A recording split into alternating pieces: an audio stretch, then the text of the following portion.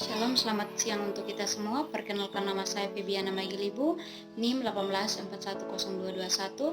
Saya dari Universitas Kristen Artawacana, mata kuliah Strategi Pemasaran, kelas B, judul Tahapan-tahapan tentang produk life cycle dari Rinso. Di sini saya akan menjelaskan tentang produk life cycle dari Rinso. Rinso adalah nama merek sabun cuci atau deterjen dari Unilever yang digunakan di Australia, Indonesia, Selandia Baru, Inggris, dan Amerika Serikat. Merek ini diciptakan oleh Robert Hudson dan awalnya bermerek Hudson Soap yang pada tahun 1908 dijual kepada Lever Brothers dari Port Sunlight, Inggris. Rinso juga diproduksi oleh Lever Brothers Company, kemudian dikenal sebagai Unilever.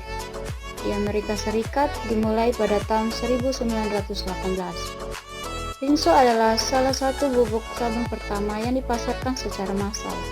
Rinso diiklankan secara luas melalui radio di Amerika Serikat, menjadi sponsor berbagai program radio populer di sana.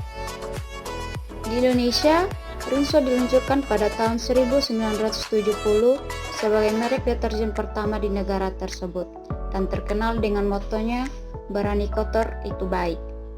Kini Rinso adalah pemimpin nomor 1 di pasar deterjen Indonesia dan berhasil meraih penghargaan Indonesia Best Brand Award selama 3 tahun berturut-turut pada tahun 2003, 2004, dan 2005.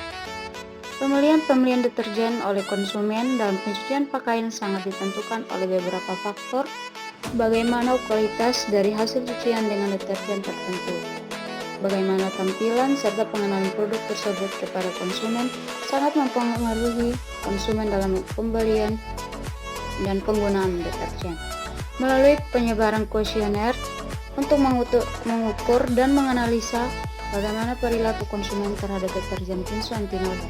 Ternyata dapat diketahui bahwa sebagian besar dari konsumen yang mengisi kuesioner merasa senang dan percaya kepada deterjen Rinso anti noda dalam mencuci pakaian. Di sini saya akan menjelaskan 4 tahapan dalam produk Rinso. Yang pertama, tahap perkenalan PT Unilever Indonesia sebagai salah satu perusahaan terkemuka di Indonesia yang merupakan perusahaan tempat produk deterjen Rinso ini diproduksi dan dipasarkan kepada masyarakat luas, senantiasa selalu mengeluarkan varian yang lengkap. Mereka memasarkan juga melalui radio dan iklan. Pada tahap kedua, yaitu tahap pertumbuhan, Rinso berkomitmen untuk melakukan riset tentang nilai dan manfaat dari belajar melalui pengalaman. Rinso terus mewawancarai para ibu dan anak di seluruh dunia tentang alam, nilai-nilai pendidikan, dan perkembangan anak. Melalui hasil riset serta berkolaborasi dengan Dr. Dorothy Singer dan Dr. Jeremy Singer dari University selama 4 tahun, Rinso telah mempublikasikan 2 white paper, yakni Giving Our Children and Nature, serta 2 studi global Have a Good Mamma Mia. Penjualan produk Rinso meningkat. Dan pada tahap ketiga atau tahap kematangan atau kedewasaan, penjualan masih dalam keadaan stabil atau tetap. Dan pada tahap terakhir atau kemunduran, hampir semua jenis barang yang dihasilkan oleh perusahaan selalu mengalami kepenuhan atau keusangan dan harus diganti dengan barang yang baru. Pasang surut, jadi sampai sekarang perusahaan berusaha mengeluarkan merek barang. Untuk contoh Indonesia, misalnya Rinso yang berhasil memperpanjang PLC-nya dengan memperkenalkan Rinso baru, Rinso Ultra, Rinso Formula Plus, serta Rinso Warna. Sekian dan terima kasih.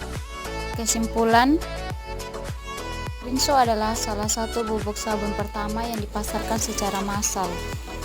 Di Indonesia, Rinso diluncurkan pada tahun 1970 sebagai merek deterjen pertama di negara tersebut dan terkenal dengan motonya "Berani kotor itu baik". Rinso adalah pemimpin nomor 1 di pasar deterjen Indonesia. Ada 4 tahap dalam produk life cycle pada Rinso. Yang pertama, tahap perkenalan. Yang kedua, tahap pertumbuhan. Yang ketiga, tahap kematangan atau kedewasaan. Yang terakhir, tahap kemunduran atau penurunan.